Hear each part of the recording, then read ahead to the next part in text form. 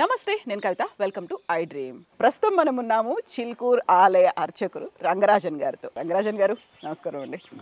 ఇప్పుడు రామ్ లల్లా బాలక్ రామ్ అయోధ్యలో కొలువై ఉన్నారు. తన సొంత ఇంటికి వచ్చేసాడు 500 ఏళ్ల తర్వాత.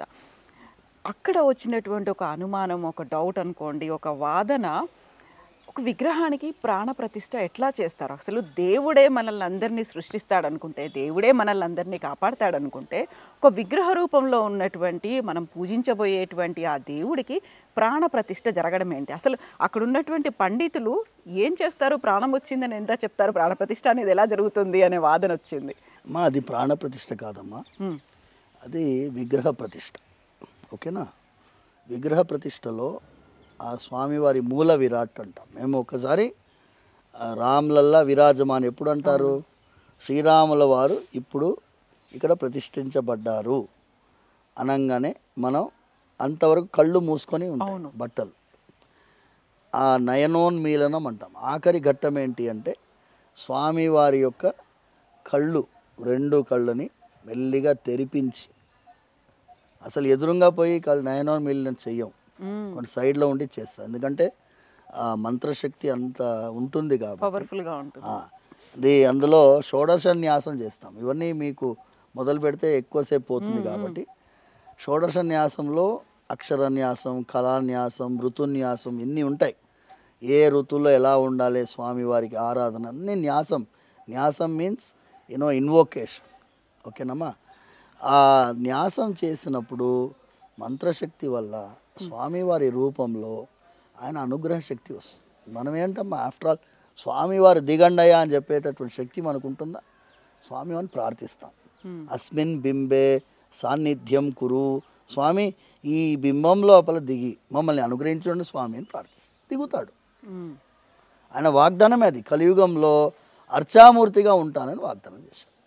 అది ఇప్పుడు మీరు చిన్న విషయం అమ్మా, ఈ సెల్ ఫోన్ ఉంది. సెల్ ఫోన్ ఉందా? ఇప్పుడు దీనిలో సిమ్ కార్డు వేస్తారు కదా, సిమ్ కార్డు వేస్తారా? దీని ఇప్పుడు సెల్ ఫోన్ పగిలి కొట్టేసిన అనుకోండి, ఈ సిమ్ కార్డు ఉంటుంది కదా, ఈ సిమ్ కార్డు ఇంకో సెల్ ఫోన్లో పెడితే అది పనిచేస్తుంది కదా. ఓకేనా? ఇప్పుడు ఈ సిమ్ కార్డు, సెల్ ఫోన్ పగిలిపోయింది కాబట్టి నెట్వర్క్ పోయినట్టు అనుకుంటామా?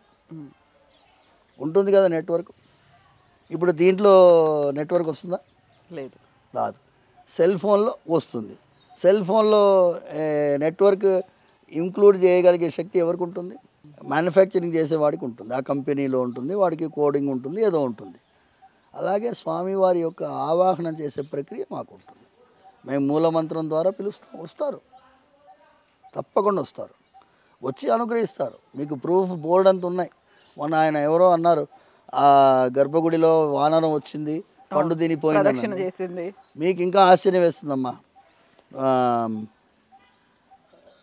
2005 అనుకో, 2004 2005 పూరి జగన్నాథ్ దేవాలయంలో విగ్రహాల దొంగతనం జరిగింది. జరిగితే అది పెద్ద hue and cry. Imagine, Puri Jagannath ఆలయంలో దేవతామూర్తులు దొంగతనించబడ్డారంటే ఆర్డినరీ ఐటమ్ కాదు కదా.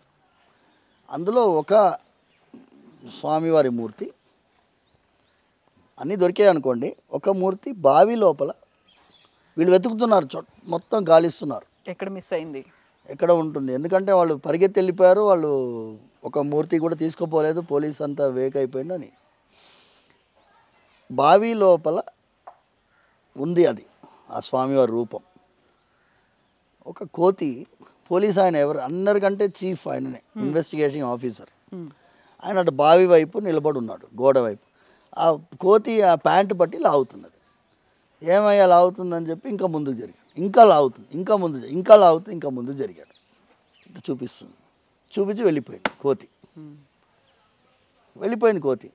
ఆయన ఏమన్నాడు, ఏదో చూపిస్తుంది ఈ కోతి, ఏమో తెలియదు, దిగండి అన్నాడు. అందులో ఆయనకి దొరికింది అష్టధాతు విగ్రహం దొరికింది, వన్ ఆఫ్ ద మెయిన్. ఇప్పుడు ఆ కోతి ఎందుకు ఈయననే పిలవాలి? కోతికి తెలియదు, commander of this investigating team operation. ఆ ఒక విగ్రహ రూపంలో ఇంత శక్తి ఉంటుందా అనే క్వశ్చన్కి ఆన్సర్ అది. You can communicate. భగవంతుడితోటి మీరు కమ్యూనికేట్ చేయాలంటే మన ధర్మంలో విగ్రహ రూపం అవశ్యం. వేరే మతం వాళ్ళు ఏమని అనుకోనియండి, ఒక అది రాతి, బొమ్మ, దాంట్లో ఏం పవర్స్ ఉంటాయి వాళ్ళు అనుకోనియండి. వాళ్ళది వాళ్ళు నమ్మమని మనం అనట్లేదు కదా. ప్రపంచాన్ని అంతా మొత్తం మన ధర్మాన్ని నమ్మమని మనం చెప్పట్లేదు కదా.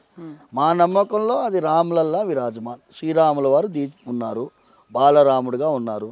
ఆయనకి నైవేద్యం చేస్తాం, ఆయనకి మంగళారతి ఇస్తాం, ఆయనకి అభిషేకం చేస్తాం, ఆయనకి స్వామివారికి సర్వోపచారాలు రాజవత్ ఉపచారం చేస్తాం, భక్తితో చేస్తాం.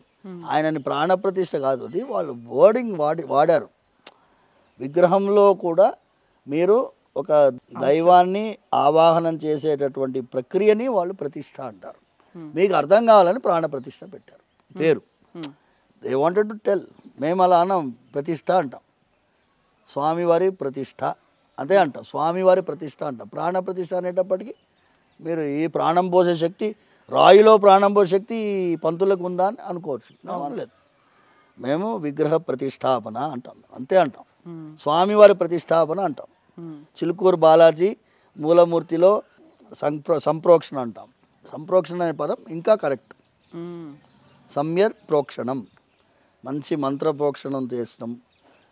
ఆవాహన, షోడశ న్యాసం, హోమాలన్నీ జరుపుతాయి. 1000 కుండాల కంటే ఎక్కువ పెట్టి కుండాల్లో మూలమంత్ర జపం చేసి హోమం చేశారమ్మా. It's not an ordinary item. మీరు జస్ట్ ఆ స్క్రీన్ ఓపెన్ చేసి తెరిచారు అనుకుంటున్నారా?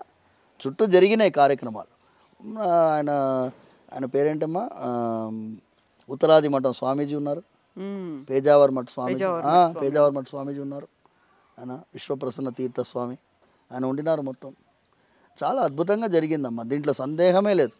ఇంకో ముఖ్యమైన నిన్న చెప్పాను కదా, 26 జనవరి 2024 నిజమైన రాముల వారి రాజ్యం స్టార్ట్ అయిపోయింది. This is Ramayana republic.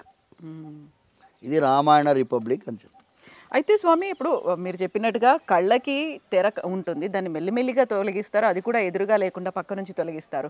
But అక్కడ కింద PM నరేంద్ర మోదీ కూర్చున్నారు, పూజలు చేస్తున్నారు. ఆ తర్వాత ఒకేసారి కెమెరా పైకి తీసుకెళ్ళిపోయారు. అక్కడ మనకి తొలగించినటువంటి తెర కానీ అవన్నీ ఏం కనిపించలేదు కదా, అవన్నీ ముందు జరిగాయి, ఏం జరిగింది అక్కడ. అండ్ దీంతో పాటుగా అసలు విగ్రహానికి సంబంధించినటువంటి ఫోటోలు ముందుగానే ఎలా బయటకు వచ్చాయి, అక్కడ అపచారం జరిగింది అనే మాట కూడా వినిపించింది. కొంతమంది పీఠాధిపతులు ఆ మాట మాట్లాడారు. ఇది నేను ఏమంటున్నానంటే, ఈ డిస్కషన్లో మనం ఇప్పుడు పోవద్దు, ఓకేనా. కొన్ని ప్రతిష్టలో, ఇప్పుడు ఇస్కాన్ దేవాలయం ప్రతిష్ట ఉందనుకోండి, వాళ్ళు ఈ విగ్రహానికి ఫొటోస్ గురించి వాళ్ళు ఏం అబ్జెక్షన్ చేయరు. మీరు చూడండి, ఇట్స్ ఓపెన్. మూల విరాట్ను కూడా తీసుకోవచ్చు. ఇప్పుడు మా దగ్గర అన్నారు అనుకో, మూల విరాట్ తీయకూడదు అని అంటాం. ఎందుకంటే మేము మూల విరాట్ని శాంతాకారం విశ్వరూపంగా ధ్యానిస్తాం, విరాట్ మూర్తిగా ధ్యానిస్తాం. విరాట్ మూర్తి కోటి సూర్య సమప్రభాయ నమః అంటాము. అందుకోసం మేము విరాట్ మూర్తిని మీరు చూడలేరు, మీరు తట్టుకోలేరు, మీ వల్ల కాదు అని మేము అంటాం. కొన్ని దేవాలయాల్లో లైవ్ టెలికాస్ట్ పెడతారు. ఇప్పుడు ఉడిపిలో కూడా కెమెరా పెడతారు. మనం ఎందుకంటే అపచారం ఎందుకు, ఏదన్నా మీకు సంబంధం లేని విషయాన్ని గురించి నెగటివ్గా మాట్లాడే వాళ్ళు 1000 మాటలు మాట్లాడతారమ్మా. రాముల వారికి సంబంధించినటువంటి ఏ విషయం కూడా అపచారం కిందికి రాదు. ఆయన మన కోసం దిగి వచ్చాడు. ఆ రోజు 22 జనవరి ఆయన ఎత్తుక్కున్నాడు, ఆయన దిగాడు, ఆయన పద్ధతి ప్రకారం ఆయన జరుపుకుంటాడు, అన్నీ చేసుకుంటాడు. మనమందరం పాత్రధారులము, ఆయన నడిపించేవాళ్ళు, సాక్షులుగా ఉన్నాం మనం అక్కడ. స్వామి, ఇప్పుడు మనకు సాక్షులు, పాత్రధారులు ఇవన్నీ అనుకున్నప్పుడు జ్ఞానవాపి మసీదుకి సంబంధించి ఏఎస్ఐ రిపోర్టు వచ్చింది. సో అది మొత్తం హిందువుల పక్షమే ఉందనుకోవాలా? మళ్ళీ ఏఎస్ఐ రిపోర్ట్ ఆధారంగా మళ్ళీ కోర్టులు ఏం తీర్పు చెప్తాయి, ఏం జరుగుతుంది? నేను ఇంకా అది రిపోర్ట్ చదవలేదమ్మా. నేను దాని గురించి మనం ఇంకో రోజు మాట్లాడుకుందాం. నేను ఏమంటున్నానంటే ఒక చిన్న మాట, ఇది క్లోజింగ్ ముందు. జ్ఞానవాపిలో కూడా మేము ఇంప్లీడ్ అయి ఉన్నాం. ఎందుకంటే జ్ఞానవాపిలో ఎప్పుడు ఇంప్లీడ్ అయ్యాము అంటే, దైవానికి కూడా రాజ్యాంగబద్ధంగా కొన్ని అధికారాలు ఉంటాయి. అక్కడ మీకు శివలింగం దొరికిన వెంటనే మీరు ఏం చేయాలి, అక్కడ ఒక పక్షం ఏమంటుందంటే మేము అక్కడే కాళ్ళు కడుగుతాం అంటుంది. మరి శివుడి పైన కాళ్ళు కడగడానికి అలౌ చేయొచ్చా, అలౌ చేయకూడదా అనేది రాజ్యాంగబద్ధంగా మీరు నిర్ణయించుకోవాలి. అంటే 1991 ప్లేసెస్ ఆఫ్ వర్షిప్ యాక్ట్ కింద character of the institution first decide చేయాలి. ఈ క్యారెక్టర్ ఏముండింది డిసైడ్ చేయడానికి మీరు యూస్ఫుల్ అవుతుంది. అందుకోసం మేము ఇంప్లీట్ పిటిషన్ పెట్టాము. We're also impleaded there.